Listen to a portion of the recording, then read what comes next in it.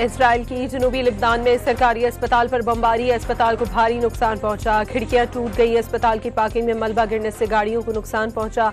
Hezbollah के हमले में एक और इजरायली फौजी मारा गया।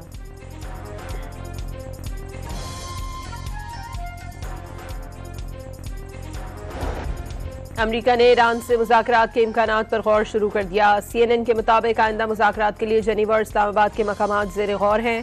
अमरीकी नशरियाती इदारे ने दावा किया कि जंग बंदी की मुद्दत में तौसी किए जाने का भी इम्कान है।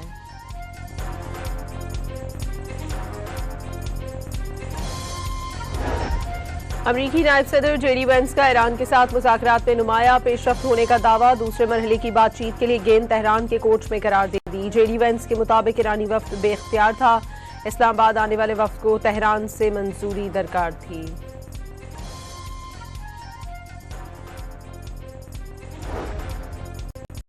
सदर डोनाल्ड ट्रंप ने दावा किया है कि ईरान डील के लिए बेताब है, मुआहदे के लिए राबता भी किया था। मुज़ाकरात के दौरान ईरान के साथ मुतादिद नुकात पर इत्तफाक हो गया।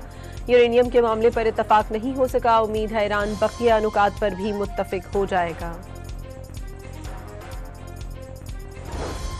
यूरेनियम अफजूदगी पर पाबंदी का मसला मुज़ाकरात में तातुल का सबब बना। अमरीकी वेबसाइट एक्सविस के मुताबिक अमरीका ने ईरान को यूरेनियम अफजूदगी पर 20 साल पाबंदी और अफजूदा यूरेनियम बाहर मुंतकिल करने का मुतालबा किया। ईरान ने यूरेनियम अफजूदगी पर पाबंदी 10 साल से कम करने की तजवीज़ दी। ईरान अफजूदा यूरेनियम की मुंतकली के बजाय कमी पर राजी हो गया था।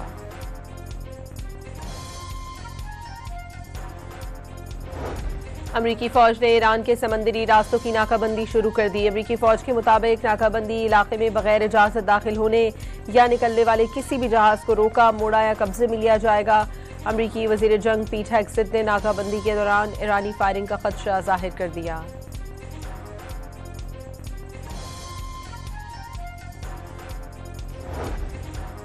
ईरानी वजारत दिफा ने खबरदार किया है कि आबना हुर्मुज़ में किसी भी किस्म की फौजी मुदाखलत बहरान को बढ़ा देगी और आलमी तवानाई की सलामती को गैर मुस्तहकम कर देगी। ईरानी वज़ीर ख़ारजा अब्बास अराग़ची ने कहा कि आबना हुर्मुज़ में अमरीकी बहरी नाकाबंदी और इश्तियाल अंगेज़ इक़दामात के नताइज सिर्फ खित्ते में ही नहीं बल्कि पूरी दुनिया के अमन और सलामती के लिए ख़तरनाक साबित हो सकते हैं।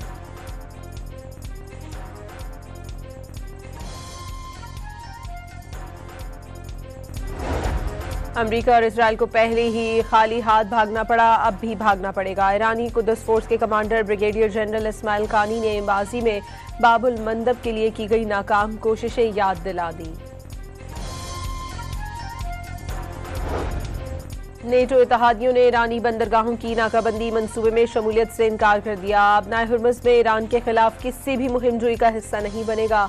नेटो का दो टूक पैगाम, चीन के मुताबिक ईरान के साथ तवानाई का मुआहदा है और उनके जहाजों को रोका नहीं जाएगा।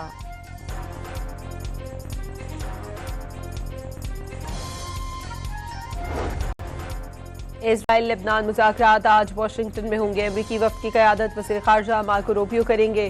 सेहूनी रियासत का जनूबी लेबनान में फ़ौज की तवील मुद्दती तैनाती का मनसूबा तजवीज़ आज मुज़ाकरात में रखी जाएगी। हिजबुल्लाह के सरबराह नईम कासिम ने लेबनानी हुकूमत से इजराइल के साथ मुज़ाकरात मनसूख करने का मुतालबा कर दिया। वाशिंगटन में लेबनानी और इजरायली सफीरों की मुलाकात का कोई नतीजा नहीं निकलेगा। नईम कासिम का इजराइल के खिलाफ मज़ाहमत जारी रखने का ऐलान।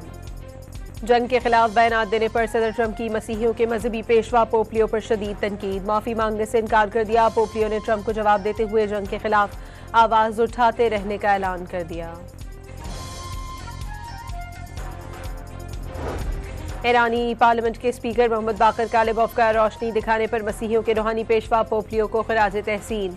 बाकर कालिबॉफ के मुताबिक पोप लियो का मुझे खौफ नहीं कहना ऐसा नारा है जो उस रास्ते को रोशन करता है जो बेगुनाहों के कत्लेआम पर खामोश रहने से इनकार करने वालों का रास्ता है।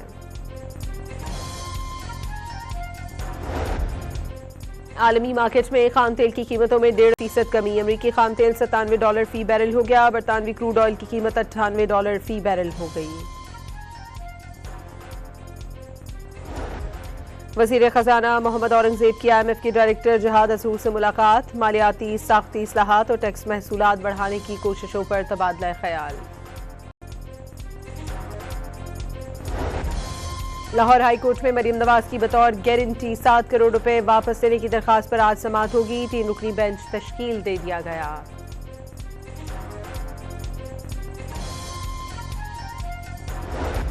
और PSL में पेशावर ज़ल्मी ने मुल्तान सुल्तान्स को 24 रन से बासानी हरा दिया।